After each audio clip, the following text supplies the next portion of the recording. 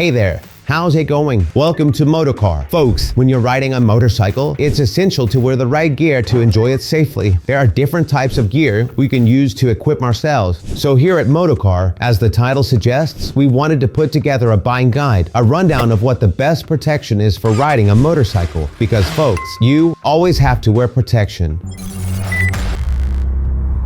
Alright, the motorcycle helmet is the essential protection. So when we talk about protection while riding a motorcycle, what do you think is the main one? The helmet. This depends on the country you're in, as it may or may not be mandatory. Obviously, the European Union must comply with Approval 2206, the most demanding to date, although the previous one, 225, is still in force. To quickly review the general outline of the family, there are several types of helmets. The full-face helmet, which offers the highest level of protection, the modular helmet, the off-road helmet, and the jet helmet, which offers the lowest level of protection but is very popular in urban areas. If you want more information, you can check out our channel for a complete guide on the different types of helmets that are available. On the other hand, to stay well protected, there are also the arbor pieces that we find directly in the jacket, in the motorcycle jacket. These can be installed in the jacket itself or not, depending on the type. First of all, we have the armor for the shoulders and elbows. It can be more or less rigid depending on the model, the manufacturer, etc. But importantly, they must be correctly approved. Depending on the jacket type, protectors must be level 1 or 2, with level 2 offering more protection. These protectors are replaceable. You can remove and change them. Some protectors have holes to reduce weight and fit into jackets or suits with micro perforations for ventilation. You should also keep in mind that some of them usually have holes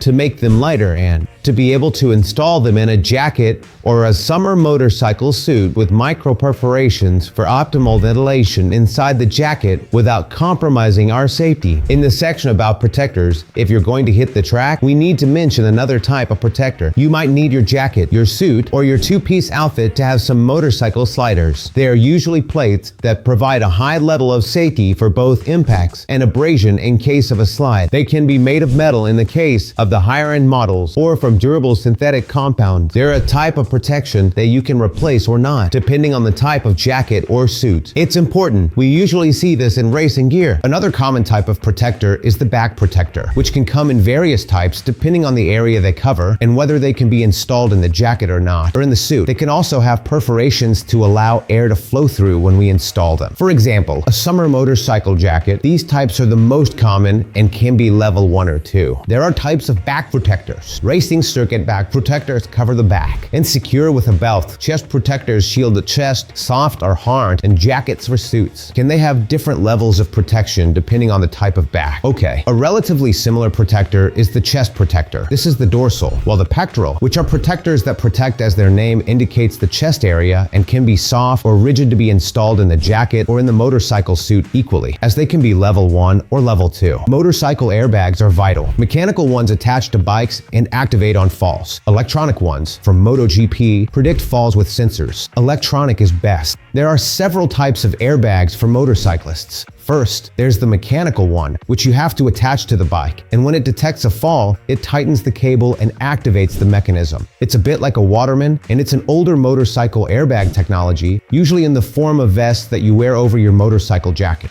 On the other hand, there are the electronic motorcycle airbags. Just so you know, folks, this is a technology developed directly in MotoGP, and it anticipates any fall or mishap thanks to accelerometers and gyroscopes. No doubt about it. This is currently the best option. For example, this last airbag, which can be a vest, covers the entire torso and part of the sleeves, and it can be designed to be worn either over or under the motorcycle jacket or suit.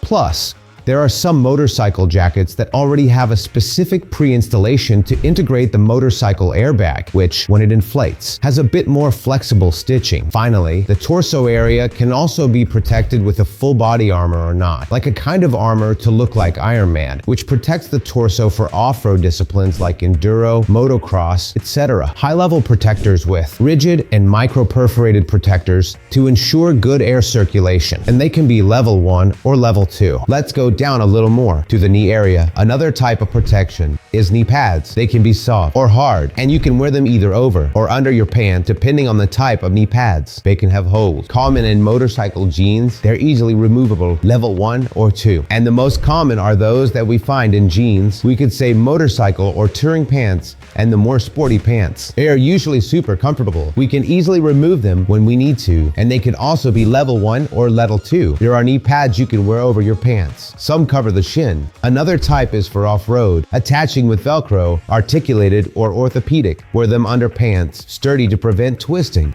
They are easy to put on, and some cover the tibia area. And finally, there is another very specific type of knee pads, those designed for practicing any type of off-road activity, which can be attached with Velcro, can be articulated or orthopedic, are worn under the pants, and are super robust as they are designed to prevent the knee from twisting. Obviously, these are knee pads with a high level of protection. And by the way, I can't forget to mention that in the off-road world, there's also a specific neck brace designed to prevent twisting in case of a fall. It's a protector that you only find in this type of riding, like off-road and so on. Another protector that's not as popular is the hip protector, which is usually installed directly into the pants or the motorcycle suit. They can also have different levels of protection and can be made from various materials, some more rigid than others. And finally, in off-road riding, there are pads attached to a mesh to protect the hip and the tailbone. It's a very specific type of protection that you wear like a kind of short underneath your pants. And it has gained a lot of popularity in recent years because of its comfort. Well, we can go down a little more or go up, however you want to look at it. Motorcycle gloves, I haven't forgotten about them. They're also a key piece for our safety in case of any mishap or setback. We usually put our hands on the ground, so they need to be well protected. There are a ton of types of motorcycle gloves, depending on what kind of rider you are.